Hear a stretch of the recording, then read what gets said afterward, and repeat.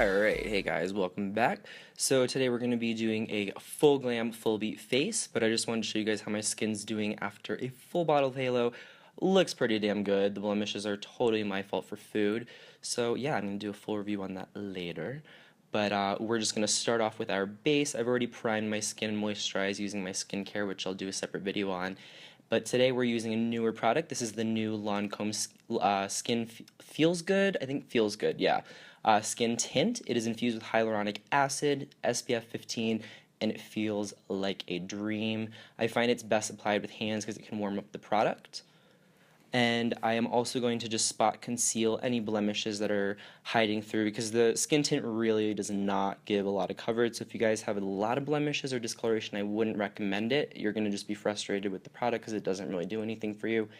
And then we're going to, sorry, I'm like talking a mile a minute right now, but I cut this edit a little bit faster than I thought. We're just blending that out with a dry beauty blender. I'm not buffing out my foundation, so I didn't need to bother getting it wet. And now we're going to highlight our face using the Rodeo Dry from Ofra, and I'm just quickly spritzing my face with some Glam Glow Glow Setter first, just to make sure my face is damp. This will ensure that the powder highlight sets onto the wet surface. I like to do this little trick before I even apply my powder highlight, like in my highlighting step, because this ensures that if my highlight fades away, I'll still have that assurance that the underneath highlight is set in the areas I need it to be. And I'm just doing my regular highlighting routine on my Cupid's bow, nose, and my cheekbones before setting the actual whole entire face with powder. And for that, I'm using a combination of the the Locket powder from Kat Von D and the Hourglass. I'm just mixing the Kat in the pan and then gliding that all over the face. I do not like baking. It is just so unnecessary. And also living in Colorado, you want to not bake at all. So I'm dusting that over the entire face. This is going to set and give a luminous finish from the Hourglass and make sure my face is dry before going in with bronzer. And for that, I'm again using the Makeupartist Network 6-pan foundation palette. I will forever be using this as a bronzer until I find a new favorite. The 3-color combination is perfect for me. I'm ordering a new pan soon because I'm out of the like camel shade, but look at that. It just gives the most flawless blended out finish like I've ever seen of any powder. They're my absolute favorite, so I don't really use any others anymore. My other favorite is the Hourglass Ambient Bronzer, but I haven't used it in a while.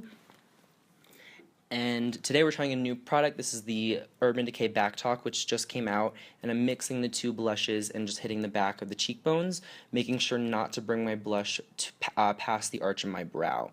Traditionally, blush is applied on the apples of the cheeks, but it actually makes the face look very round, so keeping it at the back of the face will help sculpt it a little more. And then when you contour, this will also give you a guide of where to stop your contour, which should also not really come past the arch of your brow. And you want to blend in one direction. Every time I'm going back and forth, I'm actually lifting my finger up each time, or hand, and then with whatever minimal product is left on the brush, I'm going to push the cheekward upward, back towards the hairline.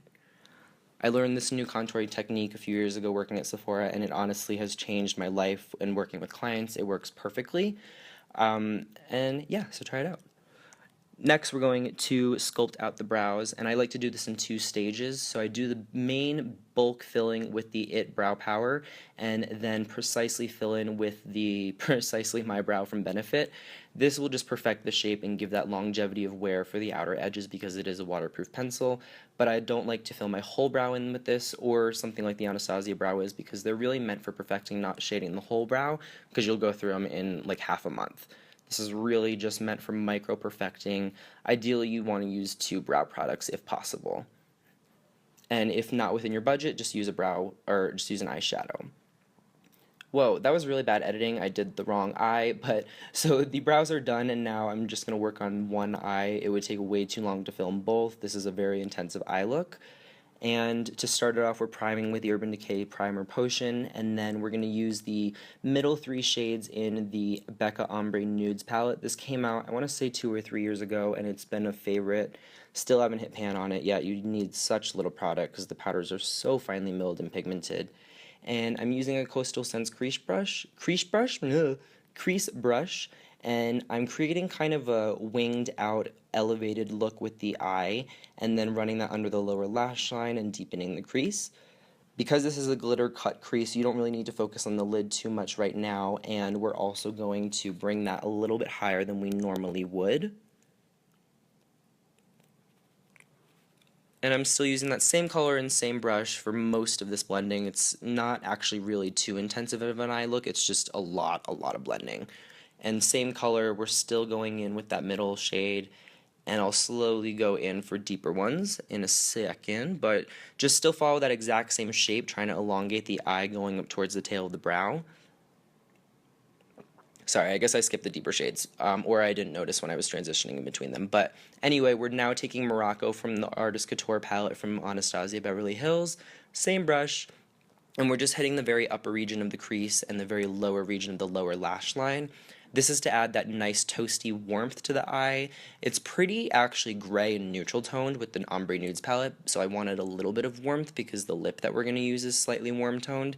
So I wanted to incorporate that, and then I'm just running that into the crease to soften that a little bit more before going in with, I believe, fudge, or I'm using fudge right now and forgot to show you guys. Yes, that was fudge from the same palette, because now I'm taking just a tiny dot of noir and I'm running that in the very outer corner of the eye and slowly running that up into the crease. Wow, I don't think I've ever talked this much in a tutorial, but I really want you guys to understand what we're doing, because this look, as amazing as it looks, is not hard and you guys can totally achieve it. And we're just bringing what's ever left on the brush down to the lower lash line and smoking it out, but avoiding the tear duct. We want that to stay mostly on the outside of the eye. So this is really the main part that takes a little bit more level of skill, and this is cutting the crease. I'm using the Kat Von D Lock-It foundation or concealer. You don't want to use a concealer like the NARS Radiant Creamy. It's a little bit too creamy. You want something that does have a semi-matte finish that'll dry down and not be too liquidy. If it's too creamy and emollient, it can move the shadow and kind of break it down from what's underneath it, but if it's more of a matte texture, it won't do that because it probably lacks oils in the formula. Really, the best way I can describe this is just cut out the shape that you want. You can see my crease is actually a little bit lower, but I want the glitter to stand out more because the wing is a little bit dramatic, and are the lashes. So I'm bringing that a little bit higher and then feathering it out as much as you want. And then before it completely dries, you want to pack on your shimmers, so have your look already planned out in your mind. I'm taking the Natasha Denona Sunset palette and using the really beautiful creamsicle orange shade. I don't have the palette in front of me because I'm doing this voiceover not at home, so I can't tell you the color name, but it's the orange tangerine shade. And then I'm popping the lightest metallic golds on the inner corner and meeting up with the tangerine just ever so slightly, so there's a gradation of color. Next, I'm using a very warm or neutral chocolate pewtery brown shade on the outer corner to meet the tangerine with the black. And this palette, unfortunately, I have no idea where it's from. My friend gave it to me. I probably shouldn't have used it, but I was looking at my palettes that I had, and nothing really had a color like this, and I didn't want to use a single in case you guys don't have it. So just use any like chocolatey brown metallic shade you have. Then taking number 3 from the Makeup Forever Starlit Liquid Glitter Eyeshadows, I'm just going over the inner portion of the eye and really cutting out and carving the crease to make sure that's super sharp. And just bring that as far as you'd like to bring it. I'm just kind of stopping at the center of the eye. You don't want like all of that glitter on the outer portion of the eye because you do want it to kind of fade. So I'm feathering it out, as you can see right there, and then feathering it back in to kind of blend that. And you want to let this fully dry before you apply any type of liner on top of it. And I'm using the Lancome Grandiose Bendable Liner in the black shade. They also have a brown.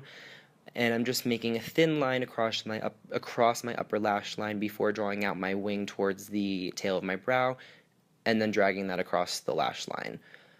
Liner should ideally be done in 3 strokes. I personally find the more strokes you use in liner, the choppier and the worse it actually looks.